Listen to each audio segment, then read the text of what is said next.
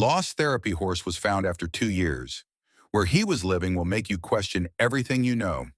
Thunder's hooves had left their last prints in the mud on a rainy October morning, and for 2 years those tracks led nowhere. The beloved therapy horse who had helped countless veterans overcome their PTSD had simply vanished into thin air, leaving behind a devastated community and his heartbroken owner, Michelle Anderson, who never gave up hope of finding him. The 13-year-old American quarter horse had been more than just an animal to the small town of Cedar Grove, Montana. With his gentle demeanor and intuitive nature, Thunder had become a beacon of hope for wounded warriors struggling to find their way back to civilian life. His disappearance left a void that seemed impossible to fill, especially for James Cooper, a former Marine who had made breakthrough progress in his recovery thanks to his weekly sessions with Thunder. It was like losing a best friend and a therapist all at once, James would later recall, his voice thick with emotion. Thunder had this way of knowing exactly what you needed. Some days he'd just stand there, letting you lean against him while you talked. Other days he'd nudge you playfully, almost forcing you to smile when you thought you'd forgotten how. Michelle had acquired Thunder when he was just 3 years old, recognizing something special in his eyes, a wisdom that seemed beyond his years. She had trained him specifically for equine therapy, and over the decade that followed, Thunder had worked with more than 200 veterans, becoming something of a local legend in the process. The morning of his disappearance had started like any other. Michelle had gone to the stable to feed him breakfast, only to find his stall empty. The gate was still locked, with no signs of forced entry. The security cameras had mysteriously stopped working the night before, leaving no clues as to how a 1,000-pound horse could have vanished without a trace. The local police conducted a thorough investigation, but as weeks turned into months, even the most optimistic supporters began to lose hope. Missing horse posters faded on telephone poles, and the reward money sat unclaimed. Yet Michelle refused to give up. She maintained Thunder's stall exactly as he had left it, convinced that someday he would return. The veterans who had worked with Thunder formed a tight-knit support group, meeting regularly to share stories about their sessions with him. They organized weekend search parties, combing through the vast Montana wilderness, following up on every reported sighting, no matter how unlikely. Their dedication spoke volumes about the impact one horse had made on so many lives. For James, the search became almost an obsession. Having served 3 tours in Afghanistan, he understood better than most the importance of never leaving anyone behind. Thunder didn't give up on us when we were at our lowest, he would say during their group meetings. We're not giving up on him. The changing seasons marked time's passage. 2 winters came and went. 2 springs brought fresh grass to Thunder's empty pasture, and 2 summers saw Michelle sitting on her porch, scanning the horizon for any sign of movement. The local newspaper ran periodic updates on the search, but with each passing month, the articles grew shorter, relegated to the back pages. What no one knew then was that Thunder's story was far from over. In fact, his disappearance would eventually uncover a truth so extraordinary that it would challenge everything the people of Cedar Grove thought they knew about loyalty, healing, and the mysterious bonds between humans and animals. But on that rainy October morning, as Michelle stood in the empty stable breathing in the familiar scent of hay and leather, all she had was an unshakable faith that somewhere out there, Thunder was alive, perhaps even helping someone who needed him just as much as her veterans did. Little did she know that her intuition was right. Thunder was indeed alive, and the reality of where he had been would soon shake their small Montana community to its core. The truth, when it finally emerged, would prove stranger than any theory they had considered during those long 2 years of searching, and it would remind everyone in Cedar Grove that sometimes the most incredible stories are the ones that can't be explained by logic alone. The first clue came on a crisp autumn morning, exactly 2 years and 3 days after Thunder's disappearance. Angela Martinez, a local mail carrier who had been delivering mail in Cedar Grove for over 2 decades, was driving her usual route along the outskirts of town when something caught her eye. A flash of familiar chestnut brown moving through the morning mist near the old Peterson farm. The Peterson property had been abandoned for nearly 5 years, ever since Harold Peterson passed away and his children decided to sell the land. The sale had fallen through due to legal complications, leaving the once thriving 200-acre farm to slowly return to wilderness. What made Angela's sighting particularly intriguing was that the Peterson farm bordered a stretch of land that had been off limits to the public for decades. An old military testing facility that had been decommissioned in the 1960s. When Angela reported what she'd seen to Michelle, she expected the same weary resignation she'd witnessed countless times before when false leads had given way to disappointment. Instead, Michelle's eyes lit up with an intensity that hadn't been seen since Thunder first disappeared. "The Peterson farm," she whispered more to herself than to Angela. "How did we never think to look there?" James Cooper was the first person Michelle called. Within an hour, he had assembled a small group of veterans who had been part of Thunder's therapy program. Among them was Michael Chang, a former Army medic who had barely spoken a word to anyone before working with Thunder, and Lisa O'Brien, an ex-Air Force pilot who credited the horse with helping her overcome debilitating anxiety attacks. As the group gathered at the entrance to the Peterson property, Michelle shared something she had never told anyone before. "The week before Thunder disappeared," she began, her voice trembling slightly, "I found him standing at the fence line every morning, staring toward the old military facility. I thought he was just being curious, but now I wonder if he knew something we didn't." The Peterson farm had changed dramatically in the years since it had been abandoned. Nature had reclaimed much of the land, with tall grass growing through cracks in the concrete of the old barnyard and wild vines crawling up the walls of the weathered buildings. But as the search party made their way across the property, they began to notice something odd. There were clear paths cut through the tall grass, as if something large had been regularly moving through the area. James, drawing on his military training, pointed out that the paths seemed to form a pattern. They all led to and from the same location, a remote corner of the property that shared a boundary with the restricted military facility. As they followed one of these paths, Michael discovered something that made his heart race, a distinctive horseshoe print in a patch of soft earth. But it was what they found next that left them all speechless. Hidden behind a thick growth of trees and brush was a makeshift shelter, carefully constructed from fallen branches and old barn materials. Inside, they found clear evidence that a horse had been living there. Fresh droppings, trampled grass, and even a few strands of chestnut-colored hair caught on a broken branch. Lisa, who had been quietly observing the scene, suddenly called everyone's attention to something even more remarkable. Along the walls of the shelter were dozens of small items, torn pieces of fabric that looked like they came from military uniforms, old dog tags, and even a weathered veteran's service cap. Each item had been carefully arranged, almost like a collection. As they stood there trying to make sense of what they were seeing, a distant whinny echoed across the property. Michelle's heart nearly stopped. She would know that sound anywhere. But before they could move toward it, James grabbed her arm, pointing to something moving in the tree line near the restricted facility. What they saw in that moment would forever change their understanding of not just Thunder's disappearance, but of the very nature of healing itself.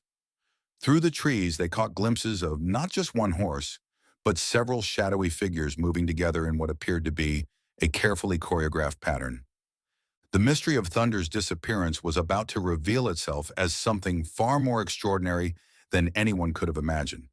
As Michelle and the others stood frozen in place, they began to realize that they weren't just on the verge of finding a lost therapy horse.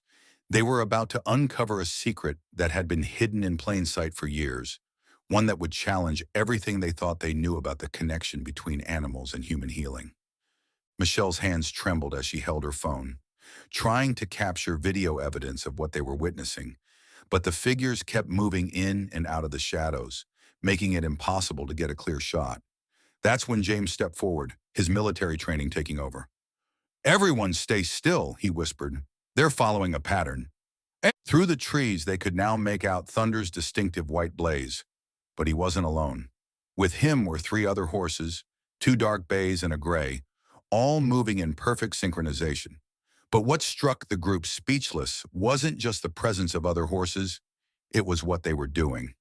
The horses were working with a group of men and women, some in tattered military uniforms, who had emerged from what appeared to be a hidden entrance near the old military facility. These people moved with the horses in what looked like a therapeutic riding session, but one unlike anything Michelle had ever seen in her 15 years of equine therapy work. "That's impossible," Lisa breathed, squinting through the morning mist. Those riders. Some of them are veterans who've been reported missing over the past few years. She recognized one man in particular, Robert Martinez, a former Army Ranger who had disappeared from his home in a neighboring county 18 months ago, leaving behind a note saying he needed to find peace. As they watched, Thunder and the other horses guided their riders through complex patterns, movements that seemed to mirror the same therapeutic techniques Michelle had developed in her program. But there was something more sophisticated, more intuitive about these interactions. The horses weren't just responding to commands, they were anticipating needs, working together as a coordinated team. Michael Chang, who had remained silent until now, suddenly grabbed James's sleeve. "Look at their tags," he said, pointing to something glinting around each horse's neck.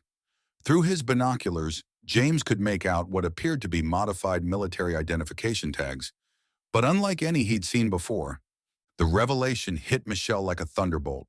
The old military facility hadn't been completely abandoned after all. Somewhere along the line, someone had recognized the extraordinary potential of horses like Thunder in healing trauma-affected veterans. The facility had been repurposed, operating in secret, using specially trained horses to work with veterans who had struggled to find healing through conventional methods.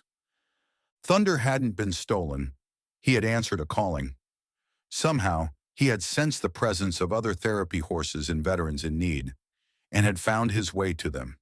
The items in the makeshift shelter weren't random collections. They were tokens left behind by veterans who had found their way to this unconventional sanctuary, marking their path for others who might follow. James began to piece together more of the puzzle. "The security cameras failing the night Thunder disappeared," he said, his voice filled with awe. "The lack of forced entry. Thunder knew exactly what he was doing. He was recruited." A twig snapped behind them, and the group spun around to find themselves face-to-face with Dr. Eleanor Wright, a renowned veterinarian who had mysteriously left her practice 2 years ago. Her silver hair was pulled back in a tight bun, and her eyes held both warmth and caution as she surveyed the group. "I wondered how long it would take you to find us," she said quietly, her voice carrying the weight of someone who had been keeping an extraordinary secret. "Thunder has been waiting for this day. He never forgot any of you, but he knew his services were needed here even more." Now, Dr. Wright explained that she had been approached by a covert government program 5 years ago, one that recognized the unique potential of therapy horses in treating severe PTSD cases that hadn't responded to traditional methods. They had identified certain horses like Thunder that possessed an almost supernatural ability to connect with traumatized veterans. "What you're seeing," she gestured toward the clearing, "is the future of trauma therapy, but one that had to be developed away from the public eye. These horses aren't just therapy animals. They're partners in a revolutionary healing process that combines ancient horse-human connections with modern therapeutic techniques." As if on cue, Thunder broke away from his group and began walking toward them. His coat gleamed in the morning sun, and his stride showed the same quiet confidence they all remembered. But there was something different about him now, an almost tangible aura of purpose and wisdom that took Michelle's breath away. The truth about Thunder's disappearance was finally emerging, but it was clear that this was just the beginning of an even more extraordinary story. As he approached his old friends, Thunder carried himself like a soldier returning from a secret mission, one that had served a purpose greater than anyone could have imagined. The news of Thunder's discovery spread through Cedar Grove like wildfire, but the full story had to remain under wraps. Dr. Wright had made it clear that the program's continued success depended on maintaining a certain level of secrecy. Yet she also recognized that the time had come to create a bridge between their covert operation and the outside world. Thunder, it seemed, had forced their hand in the best possible way. For Michelle, watching Thunder work with his new group of veterans was a revelation. The techniques she had developed over years of trial and error had been refined and expanded in ways she never imagined possible. "It's like watching a master artist improve upon your earliest sketches," she confided to James one afternoon, as they observed Thunder leading a complex therapeutic session. The horse they had known and loved hadn't just survived, he had evolved. Thunder now displayed an almost supernatural ability to identify which veterans needed immediate intervention. There were moments when he would suddenly break from his routine, crossing the field to press his nose against someone who, minutes later, would experience a flashback or anxiety attack. His presence alone seemed to prevent the worst of these episodes from taking hold. One such moment came when David Russell, a veteran who had been living at the facility for 6 months, began showing subtle signs of distress during a group session. Before any of the human therapists noticed anything amiss, Thunder had already positioned himself beside David, offering the solid, grounding presence that had become his trademark. "It's like he reads your mind," David explained later. "But it's more than that. It's like he reads your soul." The integration of the two programs, Michelle's public therapy sessions and the covert operation, began slowly and deliberately. Dr. Wright worked with government officials to create a groundbreaking hybrid program that would maintain the facility's essential secrecy while allowing more veterans to access its revolutionary treatments. Thunder, they discovered, would play a crucial role in this transition. "He bridges both worlds," Dr. Wright explained during a private meeting with Michelle and the core team. "Thunder never forgot his early training with you, Michelle. In fact, he's incorporated those fundamentals into everything we do here. He's become a teacher to our other horses, showing them how to combine your techniques with our advanced protocols." The other horses in the program, Shadow, Mercy, and Ghost, had their own extraordinary abilities, but Thunder possessed a unique talent for identifying which approach would work best for each veteran. He became a sort of four-legged counselor, guiding both horses and humans through the healing process. Lisa O'Brien, who had been quietly observing Thunder's work at the facility, began documenting the subtle ways he communicated with both species. "He uses different nickering sounds for different situations," she noted in her journal. "One for immediate distress, another for chronic anxiety, and a third that seems to be purely encouraging. Like he's saying, 'You've got this,' in horse language." The facility itself began to transform as the two programs merged. The mysterious atmosphere gave way to something more structured, but no less miraculous. Veterans who had been part of Michelle's original program were carefully screened and introduced to the expanded therapy options, while the facility's existing patients were given the opportunity to participate in more traditional sessions. James Cooper found himself in a unique position to bridge these two approaches. His military background and experience with both conventional therapy and Thunder's original work made him an ideal candidate to help develop the new hybrid program. "What we're seeing here," he explained to a small group of cleared officials, "is the next evolution in trauma therapy. It's not just about horses helping humans anymore. It's about creating a completely new understanding of how healing works." Thunder's role in this evolution became clearer with each passing day. He seemed to understand that his disappearance had served a greater purpose, leading to the discovery and development of treatments that would help countless veterans in ways that traditional therapy never could. Yet he never forgot his original family, making time each day to visit with Michelle and his old friends. As autumn deepened into winter, the program continued to evolve, its success rate drawing careful attention from military medical professionals who had been skeptical of alternative therapies. The data was undeniable. Veterans who participated in the hybrid program showed remarkable improvements in PTSD symptoms, depression, and anxiety levels. But perhaps the most profound changes were the ones that couldn't be measured by traditional metrics. They were visible in the quiet moments. A veteran's first genuine smile in years, the peaceful sleep that had eluded them for so long, the renewed connections with family members who had almost given up hope. These were the miracles that Thunder and his equine colleagues facilitated every day, bridging the gap between trauma and healing in ways that science was only beginning to understand. 1 year after Thunder's discovery, Michelle stood at the fence of the newly established Cedar Grove Equine Veteran Center, watching as the morning mist rolled across the expanded facility. What had once been an abandoned farm and a secret military installation had transformed into something extraordinary. A place where the visible and invisible wounds of war found healing through the remarkable connection between horses and humans. Thunder, now 14 years old, had taken on the role of lead therapy horse, working with both programs and training new horses as they joined the center. His disappearance, which had once seemed like a tragedy, had proven to be the catalyst for a revolution in veteran care. As Michelle often said, sometimes the best miracles come disguised as mysteries. The center's success had drawn careful attention from military healthcare providers across the country. Under Dr. Wright's guidance, they had developed protocols that could be replicated at other facilities, though everyone acknowledged that there was something special about the original program and its remarkable lead horse. James Cooper, now the center's veteran liaison, often reflected on the journey that had brought them here. Thunder didn't just disappear, he would tell new arrivals. He went on a mission to expand his service. In the military, we're taught to never leave anyone behind. Thunder took that principle and applied it in his own way.